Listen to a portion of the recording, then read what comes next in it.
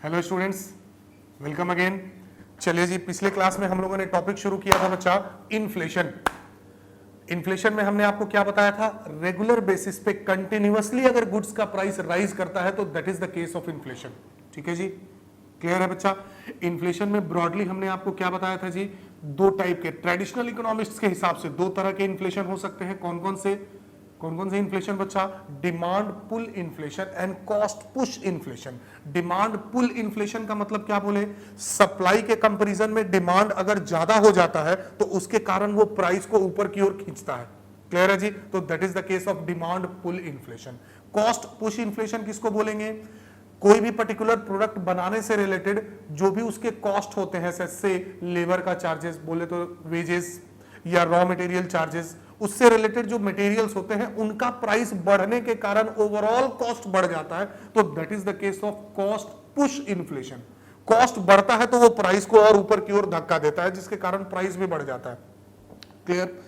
क्या क्या रीजंस हो सकते हैं डिमांड पुल इन्फ्लेशन और कॉस्ट पुश इन्फ्लेशन के, वो भी हम लोगों ने डिस्कस किया था बच्चे। गवर्नमेंट अपना डेफिसिट फाइनेंसिंग, याद आ रहा होगा जी, डेफिसिट फाइनेंसिंग के लिए गवर्नमेंट मनी सप्लाई क्या करती है? बढ़ा देती है, जिसको कि डेफिसिट बजट के लिए, जिसके कारण से क्या होता है बच्चे? इन्फ्लेशन होता है। और डिस्पोजेबल इनकम अगर लोगों का बढ़ जाएगा, से due to lower level of taxes या अदर रीजंस, पॉपुलेशन बढ़ने के कारण, तो ये सारे जो रीजंस हैं, ब्लैक मार्केटिंग, होर्डिंग एटसेट्रा, इन सब कारणों से अगर प्राइस बढ़ता है तो that is the case of what? Demand pull inflation. Cost push inflation के कारण क्या क्या हो सकते हैं? ग्लोबल लेवल पे अगर इंटरनेशनल लेवल पे प्राइस बढ़ जाए, या मैंने जो एग्जांपल दिया था वेजेस बढ़ जाए, या गवर्नमेंट अगर जीएसटी का रेट, याद आ रहा है जी, टैक्स का रेट अगर गवर्नमेंट बढ़ा देती है, इसके कारण अगर ओवरऑल कॉस्ट बढ़ जाता है तो that is also the reason for inflation. समझ में आ रही बात जी? तो these are normally the reasons for demand pull as well as cost push inflation. ठीक है जी। अब इसका प्रभाव क्या पड़ता है, इसका इफेक्ट क्या होता है, या इससे क्या क्या प्रॉब्लम्स अराइज होते हैं, आज के क्लास में हम लोग वो करेंगे। ठीक है जी।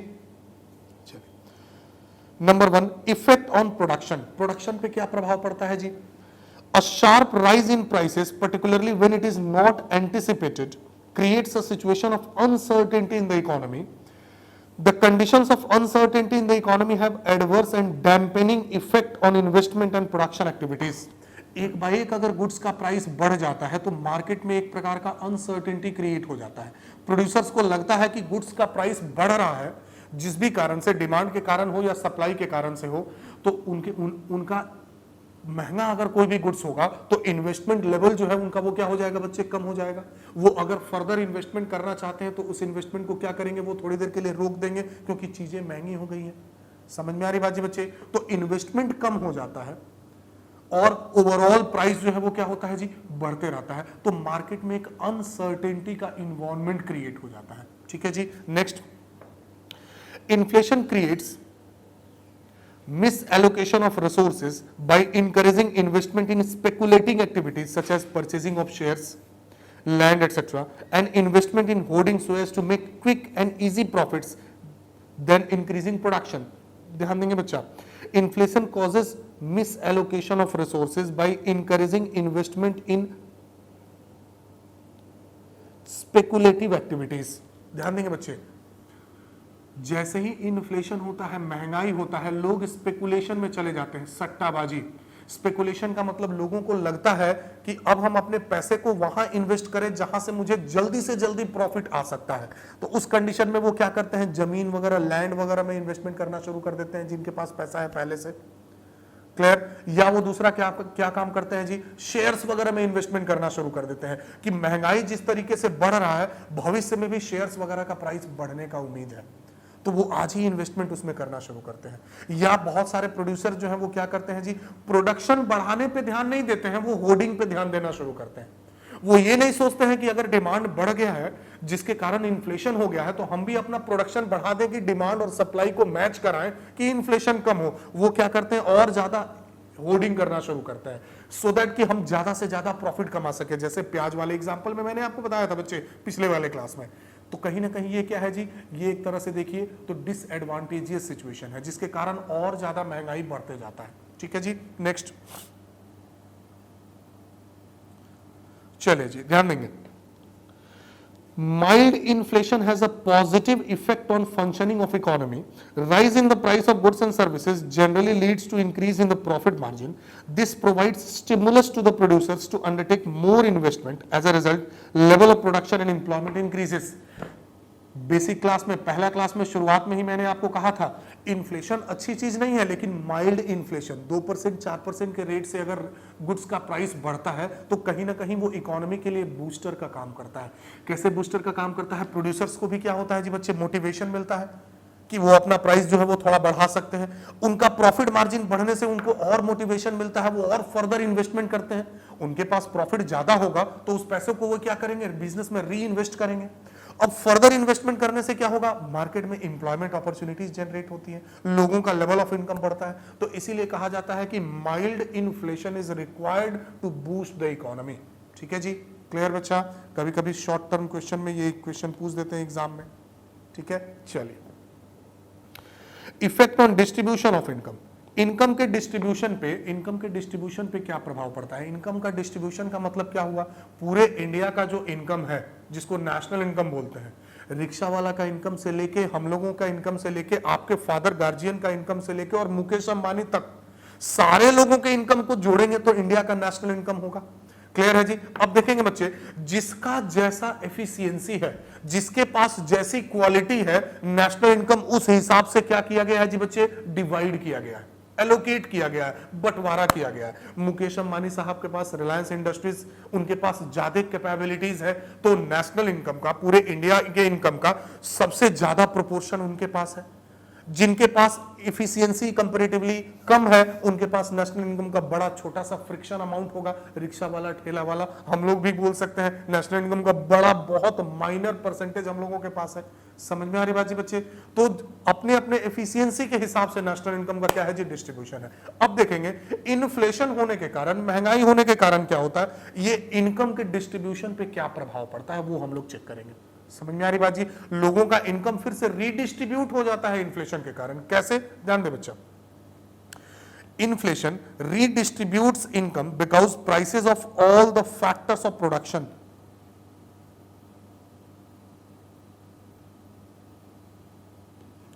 Do not rise in the same proportion. Sir factors of production क्या होता है? ध्यान से समझो बच्चा।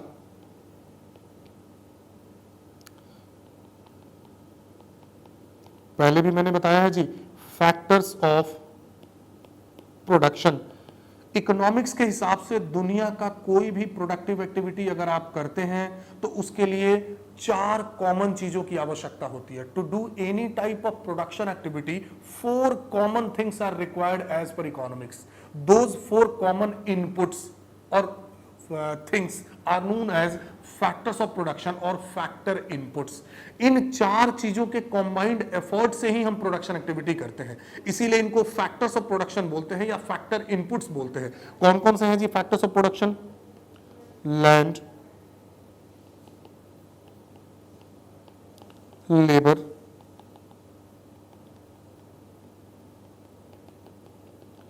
कैपिटल,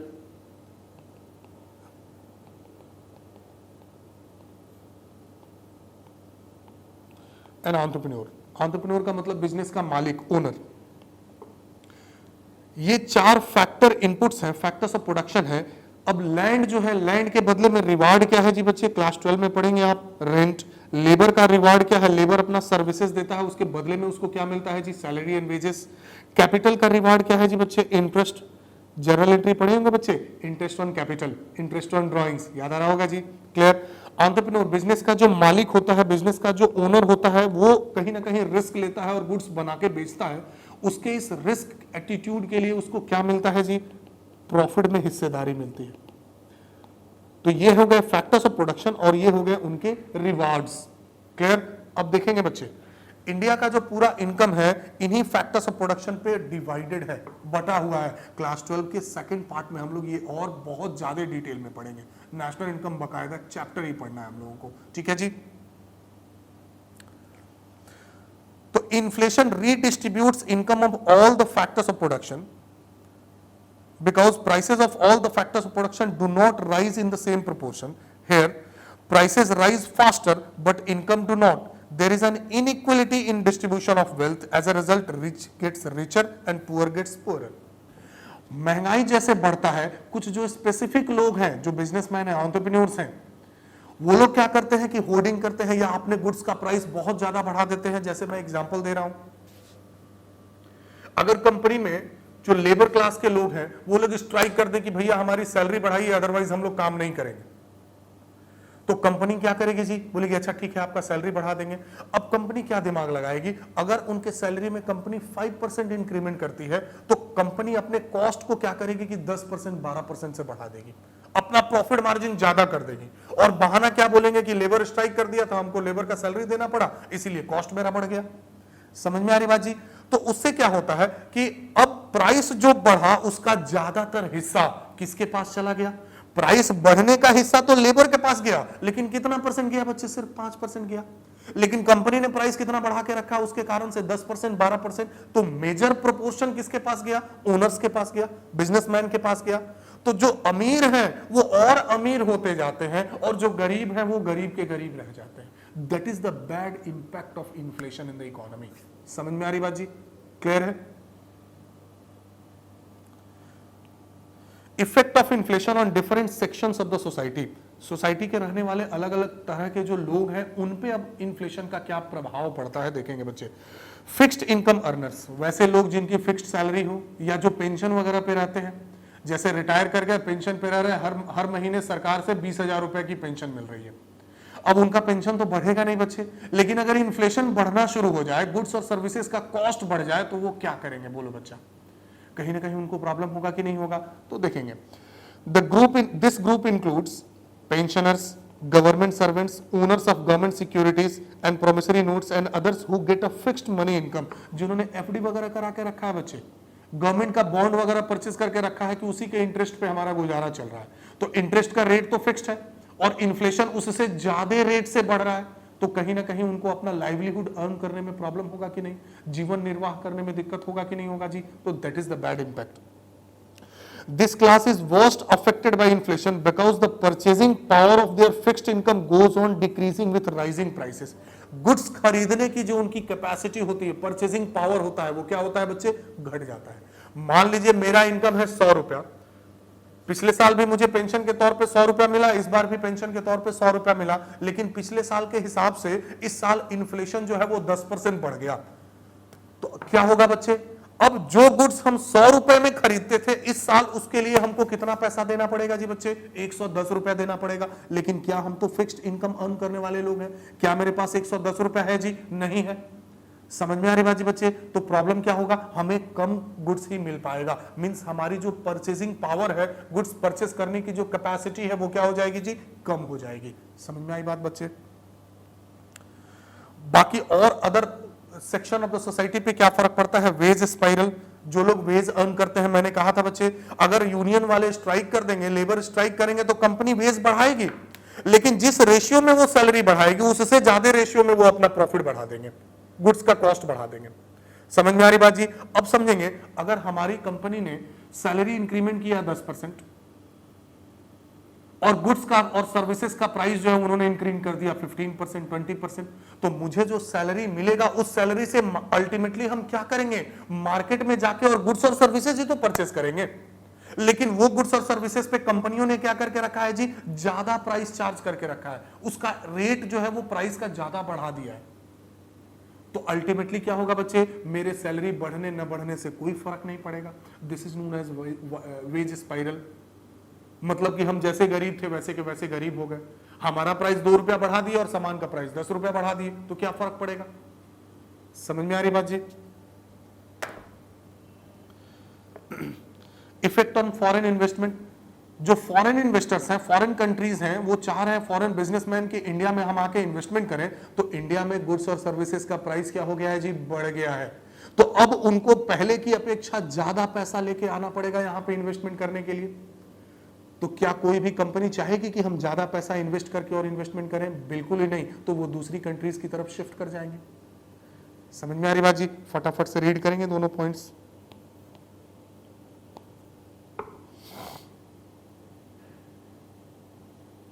जल्दी से पढ़ेंगे बच्चा, वेट कर रहे हैं हम आपका।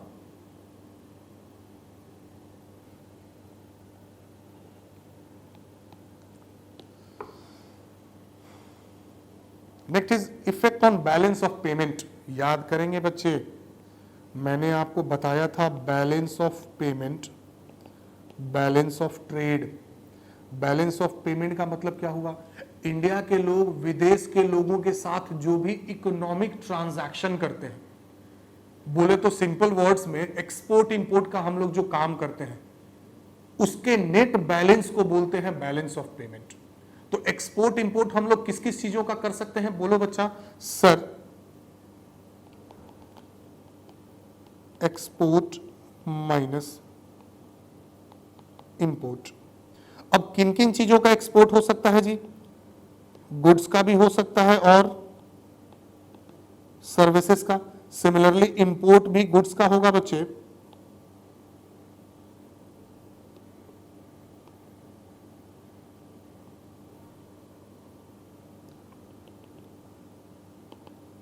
और सर्विसेज का होगा।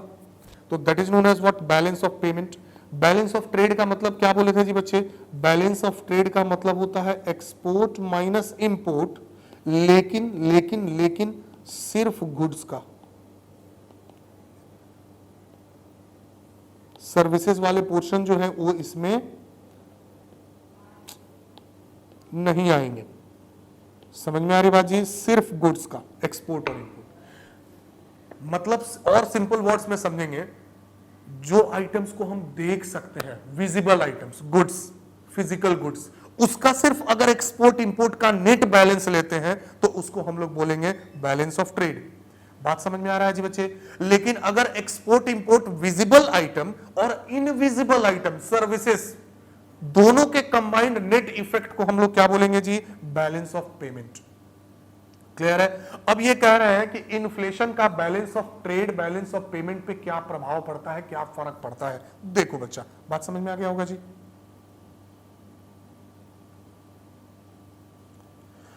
Inflation generally has an adverse, बोले तो negative effect on balance of payment. The relative competitiveness of the country's product in the world market would decrease.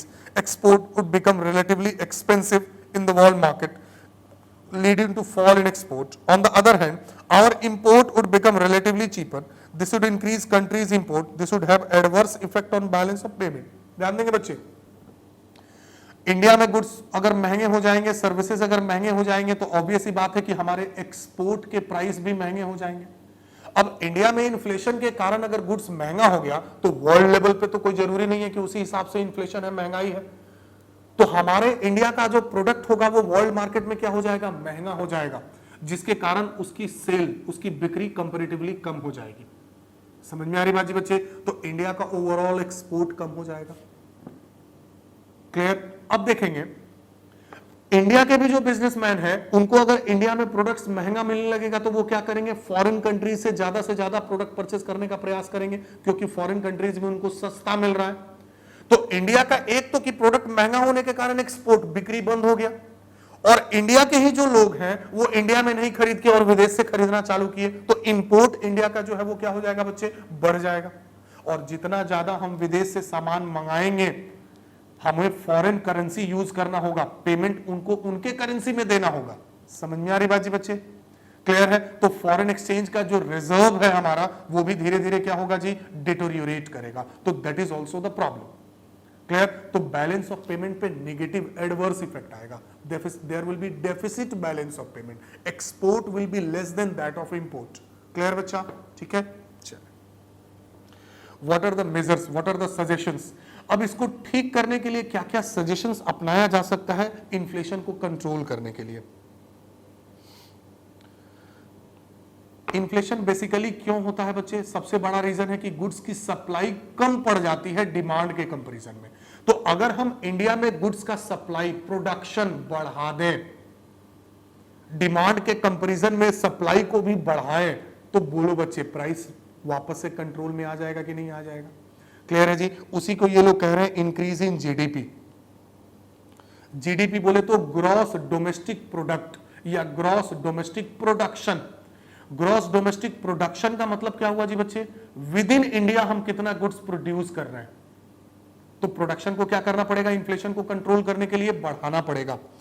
more efforts is required to be made to increase the production both in the agricultural as well as industrial sector of the economy. Increase in production in general and food and of food and other essential commodities in particular will help in controlling the price rise in India. बात समझ में आ गई होगी जी. Overall production level agricultural products का या other industrial products का अगर हम बढ़ा देंगे तो महंगाई जो है वो ऑटोमेटिक कंट्रोल में आ जाएगी. तो पहला सजेस्टेड मेजर ये है. Next, strengthening the administrative machinery.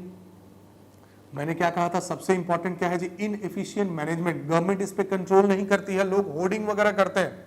वो गवर्नमेंट अगर एडमिनिस्ट्रेशन अपना कंट्रोल में कर दे तो ये भी एक बहुत बड़ा इफेक्ट हो सकता है इन्फ्लेशन को कंट्रोल करने के लिए.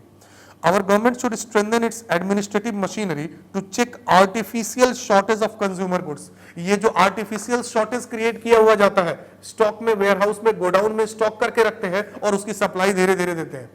आर्टिफिशियल क्रिएट करते हैं deficiency.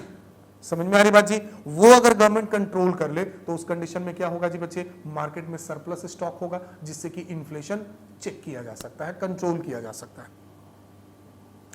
Import of essential goods.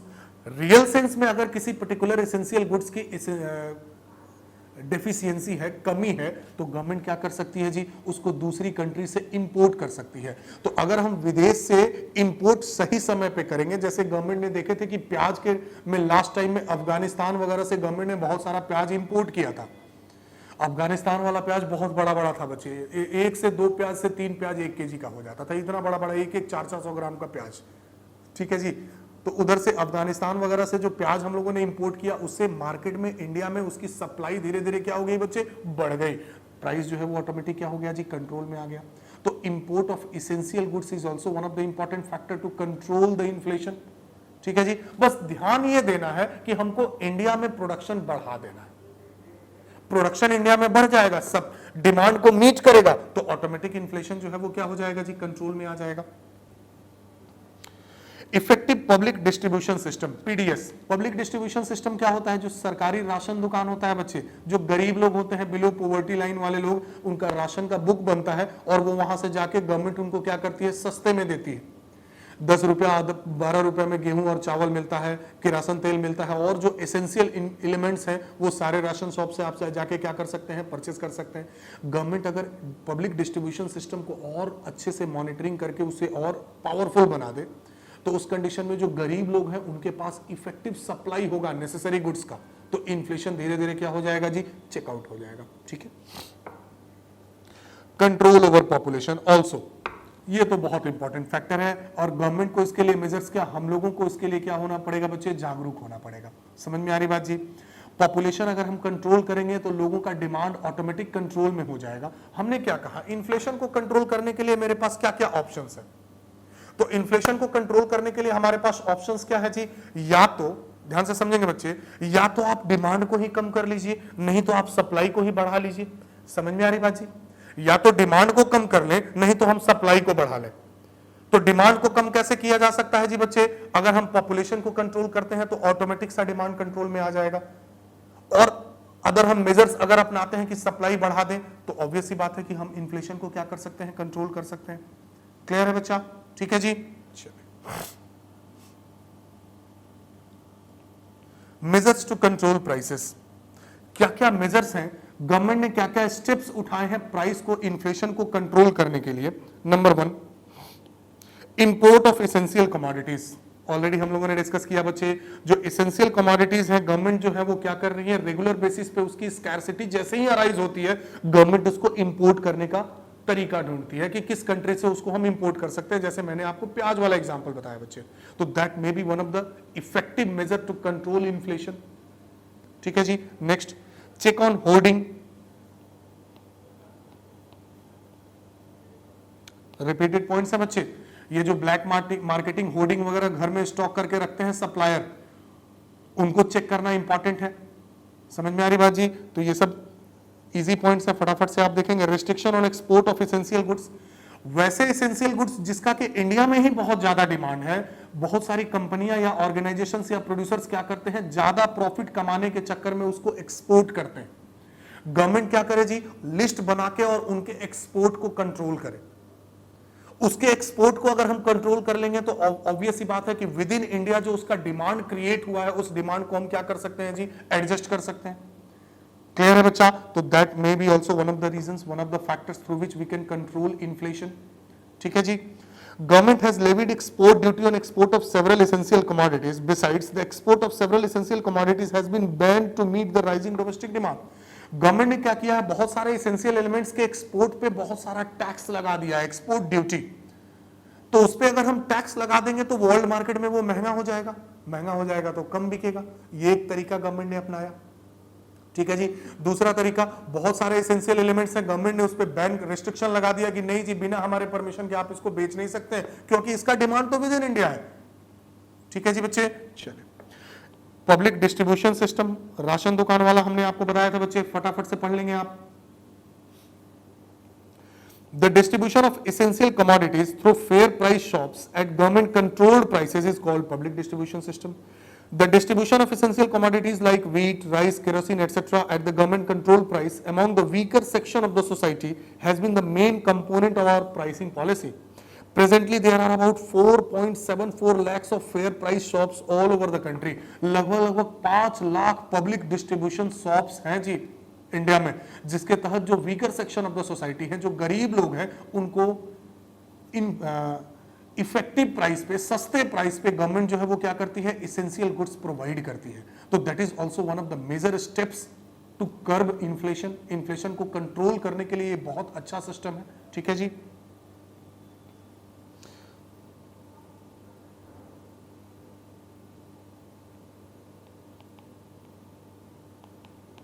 Next is monetary policy, very important. खत्म।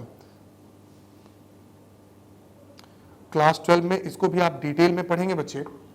मॉनेटरी पॉलिसी और फिस्कल पॉलिसी, कहीं ना कहीं ये दोनों पॉलिसीज जो हैं वो गवर्नमेंट जो है वो इन्फ्लेशन को चेक करने के लिए क्या करती है जी, यूज करती है। These are very important policies. Clear है जी बच्चा? कैसे गवर्नमेंट मॉनेटरी पॉलिसी और फिस्कल पॉलिसी के तहत इन्फ्लेशन को चेक करती है वो हम लोग डिस्कस करेंगे जी बच्चे। हाँ जी बच्चे। तो इन्फ्लेशन को चेक करने के लिए हमने कहा कि मॉनेटरी पॉलिसी और फिस्कल पॉलिसी बहुत इंपॉर्टेंट है। एकदम ध्यान से समझेंगे बच्चे। क्लास 12 में इसको फुल फ्लेज डिटेल में आपको पढ़ना है, फिर भी मैं प्रयास करूंगा कि ज्यादा से ज्यादा यहां पे भी आपको कॉन्सेप्ट दूं। सबसे पहले question arises, what is the meaning of monetary policy? Policy related with money supply and credit. Market में कितना मनी सप्लाई है और उधार, क्रेडिट को कंट्रोल करने से रिलेटेड पॉलिसी को मॉनेटरी पॉलिसी बोलते हैं। ध्यान देंगे। Monetary policy refers to the policy by which the government controls the supply of money and credit in the economy. The Reserve Bank of India has taken the following measures to control inflation. Reserve Bank of India जो है उन्होंने क्या क्या measures अपनाए हैं inflation को check करने के लिए? Number 1, increase in bank rate. Now the question arises, what is the meaning of bank rate? ध्यान देंगे। Bank rate is the rate at which RBI lends money to commercial banks. To check inflation, RBI has been raising the bank rate. Increase in bank rate leads to rise in lending rates by the commercial bank. As a result, demand for loans from the public reduces, which in turn reduces the level of expenditure. Sir कुछ भी नहीं समझ में आया, कोई बात नहीं बच्चे, इधर समझोगे बच्चे। सबसे पहले समझेंगे what is the meaning of bank rate. ध्यान देंगे बच्चे। इंडिया में जितने भी हमारे शेड्यूल्ड बैंक्स हैं, याद करेंगे बच्चे, मैंने आपको बताया था प्राइवेट बैंक, पब्लिक बैंक और फॉरेन बैंक्स, ये सब आरबीआई के द्वारा मान्यता प्राप्त है, रजिस्टर्ड है, 2009 शेड्यूल्ड बैंक। अब ये सारे शेड्यूल्ड बैंक का बॉस कौन? Reserve Bank of India. Reserve Bank of India जो है वो इनको क्या करता है? सुपरवाइज करता है, मॉनिटर करता है, गाइड करता है। क्लियर? इनके हिसाब से काम करना पड़ता है। अब ध्यान देंगे बच्चे, क्या ऐसा पॉसिबल है, ऐसा होता है जी, मैं बैंक में गया, बैंक को जाके मैंने कहा कि सर मुझे 5 लाख रुपया लोन चाहिए। बैंक वाले बोले अच्छा 2 दिन में आइए, और बैंक वाले क्या बोले कि भाई 5 लाख रुपया उनको लोन चाहिए। बैंक क्या किए, सारे स्टाफ के साथ मिलके फटाफट से नोट छापना शुरू कर दिए, और उन्होंने 2 दिन के बाद हाँ आपका नोट तैयार है, ये लीजिए नोट। ऐसा नहीं होता है बच्चे। बैंक लोन कहां से देता है बच्चा? 2 बातें समझेंगे इसमें। हम और आप जो बैंक में पैसा डिपॉजिट करते हैं, पब्लिक डिपॉजिट, अब हम लोग जो बैंक के अकाउंट में पैसा जमा करते हैं रेगुलर बेसिस पे, हम क्या करते हैं बच्चे, सारे पैसे को नहीं निकाल लेते हैं। ज्यादातर अमाउंट हम बैंक में ही जमा करके रखते हैं और कुछ अमाउंट हम निकालते रहते हैं। तो पास्ट एक्सपीरियंस के बेसिस पे बैंक अंदाजा लगाता है कि लोग जो है वो कितना पैसा नॉर्मली हमारे पास छोड़ देते हैं और डेली कुछ ना कुछ जमा होते रहता है, विड्रॉ होते रहता है, डिपॉजिट विड्रॉ होते रहता है। जो बैंक को लगता है कि मेरे पास सरप्लस अमाउंट है, बैंक वो अमाउंट क्या करता है जी, अपने प्रॉफिट अर्न करने के लिए उस अमाउंट का थर्ड पार्टी को लोन देता है।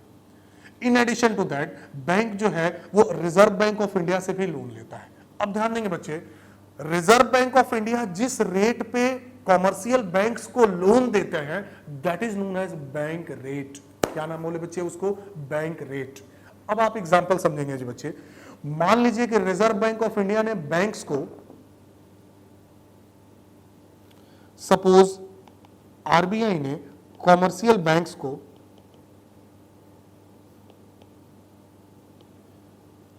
10% पर एनम के इंटरेस्ट से लोन दिया। क्लियर? अब बैंक क्या चाहेंगे, बैंक को प्रॉफिट कैसे होगी जी, बैंक अगर दूसरे लोगों को लोन देंगे तो उससे बैंक को प्रॉफिट होगा, तो बैंक वाले क्या करेंगे, फाइनल कंज्यूमर से फाइनल अपने जो कस्टमर्स हैं उन कस्टमर्स को बैंक क्या चाहेगी कि हम लोन प्रोवाइड करें। अब आप बताइए बैंक के लिए कॉस्ट कितना हो गया बच्चा, 10%। बैंक को आरबीआई ने कितने परसेंट रेट पे इंटरेस्ट पे लोन दिया है, 10% पे दिया है। अब अगर वो फाइनल कस्टमर्स को लोन देना चाहेगा तो आप बताएंगे बच्चे, ऑब्वियस ही बात है कि 10% से ज्यादा पे देगा तभी तो उसको प्रॉफिट होगा। मान लीजिए कि बैंक ने फाइनल कस्टमर को 14% इंटरेस्ट पे दिया, तो बीच का जो 4% मार्जिन है वो बैंक के लिए क्या हो जाएगा जी, प्रॉफिट हो जाएगा। समझ में आ रही बात जी बच्चे, क्लियर? यहां तक में दिक्कत नहीं। अब देखो बच्चे, देखो कितना इंटरेस्टिंग चीज है। रिजर्व बैंक ऑफ इंडिया जैसे ही देखता है कि मार्केट में इन्फ्लेशन है, महंगाई है, वो क्या करता है कि अपना रेट ऑफ इंटरेस्ट बढ़ा देता है। बैंक रेट बढ़ा देता है, महंगा कर देता है। तो जैसे ही Reserve Bank of India bank rate महंगा कर देता है, बैंक्स के लिए रेट ऑफ इंटरेस्ट महंगा हो गया। अब वो बैंक वाले क्या करेंगे, फाइनल कस्टमर्स को और ज्यादा प्राइस पे लोन देंगे। अगर वो 2% बढ़ाया है तो मान लेते हैं कि ये भी एटलीस्ट 2% बढ़ाएंगे, सपोज 16% कर दिए, जो कि पहले कितना पे दे रहे थे जी, 14% पे दे रहे थे। अब आप समझेंगे, रिजर्व बैंक ऑफ इंडिया ने लोन का रेट बढ़ाया तो कॉमर्शियल बैंक ने भी क्या किया जी बच्चे, कस्टमर्स के लिए लोन का रेट बढ़ा दिया। तो मार्केट में इंटरेस्ट महंगा होने के कारण, समझो बच्चे, मार्केट में इंटरेस्ट महंगा होने के कारण क्या होता है, इंटरेस्ट के महंगा होने के कारण लोग या तो कम लोन लेते हैं, नहीं तो लोन नहीं लेते हैं। तो लोग अगर लोन कम लेंगे तो उससे मार्केट में मनी का सप्लाई क्या होगा बच्चे, कम हो जाएगा। होगा कि नहीं होगा? या अगर बैंक लोन का रेट बढ़ा दी तो प्रोड्यूसर्स जो है वो क्या करेंगे, अगर वो सोच रहे थे कि हम लोन लेके और इन्वेस्टमेंट करें, नया नया प्रोजेक्ट पे पैसा लगाएं और अपनी इंडस्ट्री सेटअप करें, लोन महंगा होने के कारण वो क्या करेंगे जी बच्चे, वो बोलेंगे नहीं प्रोजेक्ट को थोड़ा दिन के लिए टाल दो, नहीं तो जितना बड़ा लेवल पे सोच रहे थे थोड़ा कम, क्योंकि इंटरेस्ट हमको ज्यादा देना पड़ेगा। तो इस कारण से मार्केट में मनी सप्लाई क्या हो जाता है जी बच्चे, मार्केट में मनी सप्लाई इस कारण से कम हो जाता है। अब मेरे पास अगर पैसा कम होगा तो हम डिमांड भी कम करेंगे, उससे कारण क्या होता है बच्चे, मार्केट में डिमांड कम हो जाता है। डिमांड कम होने के कारण ऑटोमेटिक वो सप्लाई को धीरे धीरे मैच करता है। या इन अदर वर्ड्स, डिमांड जब कम हो जाता है तो सप्लायर्स के प्रोडक्ट नहीं बिकते हैं। जब सप्लायर्स के प्रोडक्ट नहीं बिकते हैं तो they are forced to reduce the price of the commodity, वो अपने गुड्स का प्राइस कम करने के लिए बाध्य हो जाते हैं। इन्फ्लेशन क्यों हुआ, सप्लाई और डिमांड में गैप ज्यादा हो गया था। गवर्नमेंट ने सोचा या तो सप्लाई बढ़ाओ नहीं तो डिमांड घटाओ, गैप को कम करो। गवर्नमेंट ने दिमाग लगाया, रिजर्व बैंक ऑफ इंडिया ने लोन ही महंगा कर दिया बच्चे।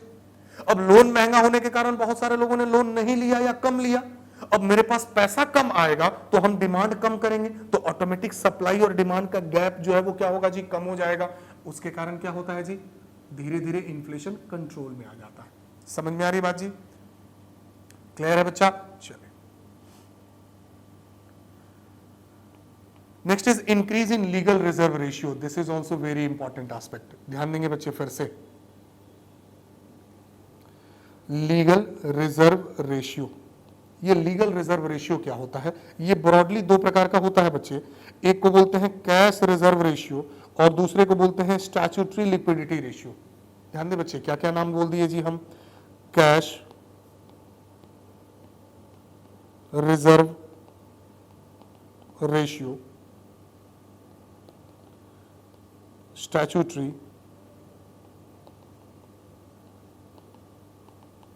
लिक्विडिटी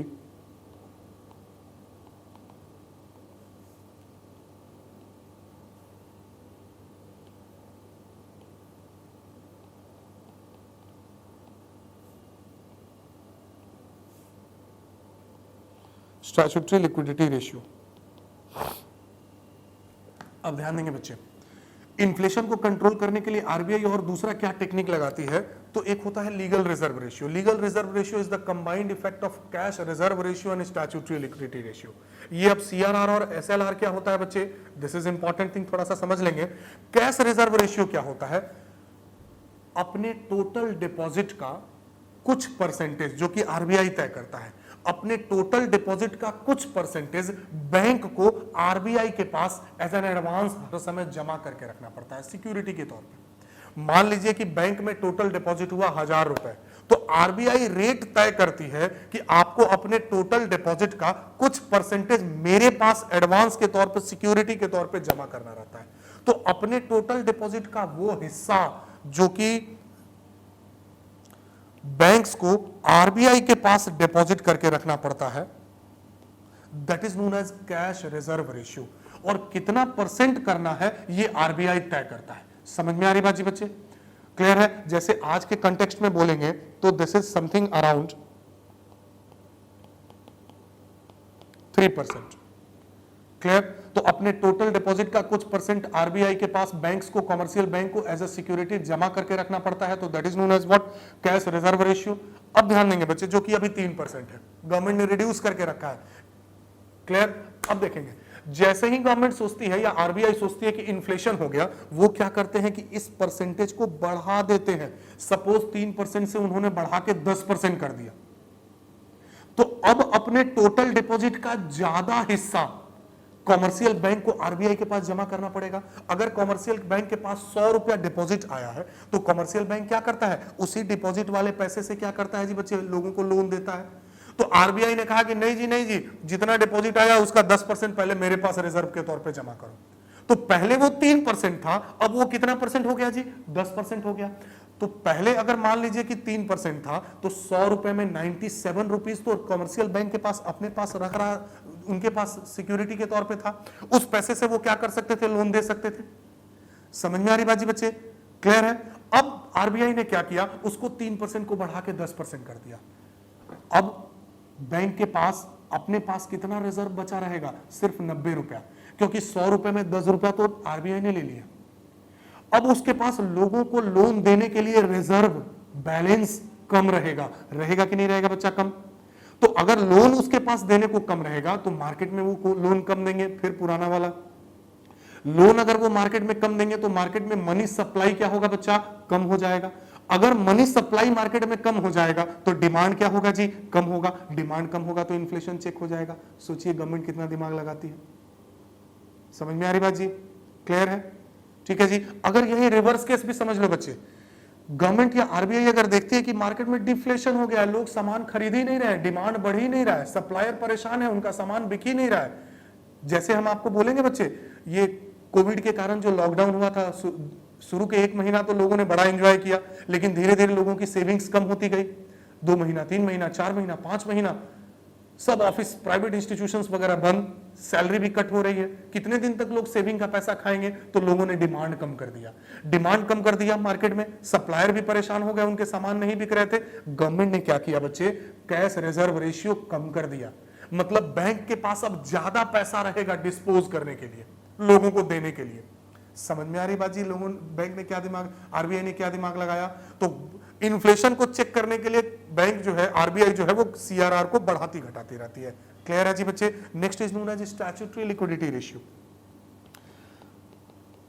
स्टैट्यूटरी लिक्विडिटी रेशियो क्या होता है बच्चे, अपने डिपॉजिट का कुछ परसेंट कॉमर्शियल बैंक को, आरबीआई को नहीं देना है, that should be kept with themselves, अपने पास, खुद के पास उतना रिजर्व रखना है। समझ में आ रही बात जी बच्चे, उनको क्या करना है जी, खुद के पास उतना रिजर्व रखना है, that should be kept with themselves. कोई दिक्कत नहीं जी बच्चा। तो अपने पास, खुद के पास जो उनको अपना रिजर्व रखना है, वो पैसा आरबीआई बोलता है कि आपको खुद के पास हर समय उतना रिजर्व रखना है, आप उस पर लोन नहीं दे सकते हैं।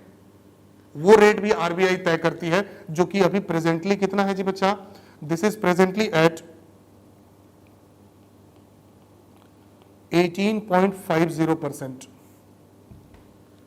कितना मैंने कहा जी बच्चा, 18.50%। कोई दिक्कत नहीं जी, क्लियर है जी बच्चे। वो कितना है जी, 18.5%।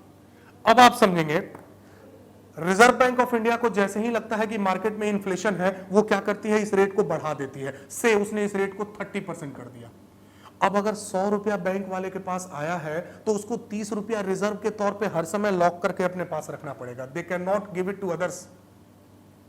तो वापस से उनका मनी सप्लाई कम हो गया, लोन देने की उनकी कैपेबिलिटी जो है वो क्या हो गई बच्चे, रिड्यूस हो गई, कम हो गई। बात समझ में आ रहा है जी बच्चा। तो लोन देने की कैपेबिलिटी उनकी अगर रिड्यूस हो गई तो मार्केट में फिर वापस मनी सप्लाई क्या होगा जी, कम होगा। मनी सप्लाई कम होगा तो फिर वही पुरानी बात, डिमांड ऑटोमेटिक कम हो जाएगा। तो टारगेट क्या है, या तो सप्लाई बढ़ाओ नहीं तो डिमांड कम करो, तभी इन्फ्लेशन को चेक किया जा सकता है। कोई दिक्कत नहीं जी, क्लियर है जी बच्चा। चलिए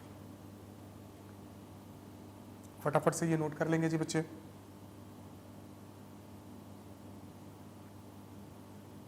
एंड लीगल रिजर्व रेशियो क्या है जी, इसी का कंबाइंड है। तो गवर्नमेंट इन्फ्लेशन में क्या करती है, ओवरऑल लीगल रिजर्व रेशियो को ही बढ़ा देती है। मतलब सीआरआर एसएलआर दोनों को हमने बढ़ा दिया, तो मनी सप्लाई कम हो गया तो इन्फ्लेशन चेक हो गया। फटाफट से पढ़ लेंगे अब आप, ठीक है जी। चलिए नेक्स्ट, फिस्कल पॉलिसी। गवर्नमेंट जो अपना बजट बनाती है बच्चे कि अगले एक साल में हमारा कितना एक्सपेक्टेड रिसिप्ट्स है और अगले एक साल में हमको कहां कहां पैसे खर्च करने हैं, मेरे एक्सपेक्टेड एक्सपेंडिचर क्या है, इसका जो गवर्नमेंट बजट बनाती है that is known as fiscal policy. अब देखेंगे गवर्नमेंट क्या करती है जी, गवर्नमेंट भी कहीं ना कहीं गुड्स और सर्विसेज का डिमांड करती है। गवर्नमेंट भी तो पैसे खर्च करती है, रेलवे के प्रोजेक्ट्स में एम्प्लॉइज लोगों को सैलरी देना, hospital banana, road banana, construction of dam bridges, government भी इस पे पैसे खर्च करती है। क्लियर, ध्यान दे बच्चा। गवर्नमेंट जैसे ही देखती है कि मार्केट में इन्फ्लेशन है, गवर्नमेंट अपना अननेसेसरी एक्सपेंसेस को, खर्च को कम कर देती है। गवर्नमेंट जिन जिन चीजों में पैसा खर्च करती है किसी ना किसी के लिए तो वो इनकम है। अगर गवर्नमेंट ने सोचा कि हमको रोड बनाना है, डैम बनाना है, मेट्रो ट्रेन चलाना है, तो मेट्रो ट्रेन चलाने के लिए गवर्नमेंट कॉन्ट्रैक्टर को पैसा देगी, इंजीनियर को पैसा देगी, किसी कंपनी को पैसा देगी कि आप मेट्रो का प्रोजेक्ट को कंप्लीट कीजिए। बहुत सारे लेबर उसमें इन्वॉल्व होंगे, बहुत सारा इंफ्रास्ट्रक्चरल एक्टिविटीज उसमें होगा, कंस्ट्रक्शन वगैरह का काम होगा, उससे रिलेटेड गुड्स वगैरह का डिमांड करेगी गवर्नमेंट। गवर्नमेंट जैसे ही देखती है कि इन्फ्लेशन है तो अपने ये सब प्रोजेक्ट के खर्च को थोड़ा दिन के लिए कंट्रोल करती है, रोक देती है। तो गवर्नमेंट अगर अपने एक्सपेंसेस को रोक देगी तो मार्केट में डिमांड कम होगा कि नहीं। ये जो इंफ्रास्ट्रक्चरल थिंग्स का जो डिमांड है गुड्स और सर्विसेज का, वो ऑटोमेटिक क्या हो जाएगा बच्चे, कम हो जाएगा। डिमांड कम होगा तो इन्फ्लेशन चेक होगा। समझ में आ रही बात जी, फटाफट से देखेंगे।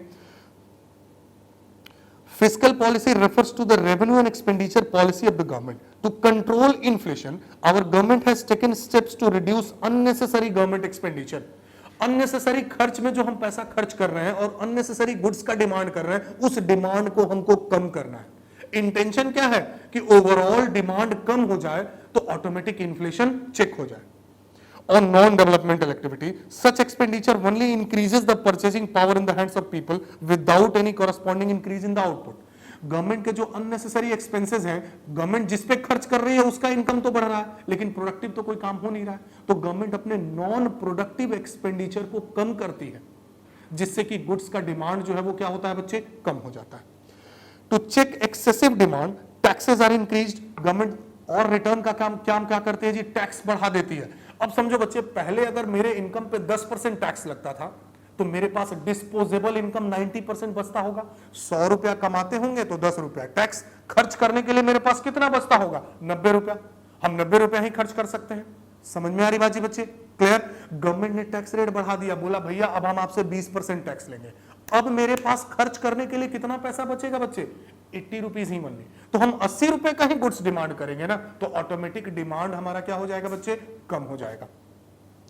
When taxes are increased, disposable income of the people is reduced. खर्च करने के लिए मेरे पास जो पैसा है वो क्या बचता है, कम बचता है, and thereby reduce their consumption expenditure. और consumption expenditure उसके कारण हमारा क्या हो जाता है, कंज्यूम करने पे हम जो खर्च है वो क्या करते हैं, कम करते हैं, ओवरऑल डिमांड रिड्यूस कर देते हैं, जिसके कारण इन्फ्लेशन क्या होता है बच्चे, चेक हो जाता है।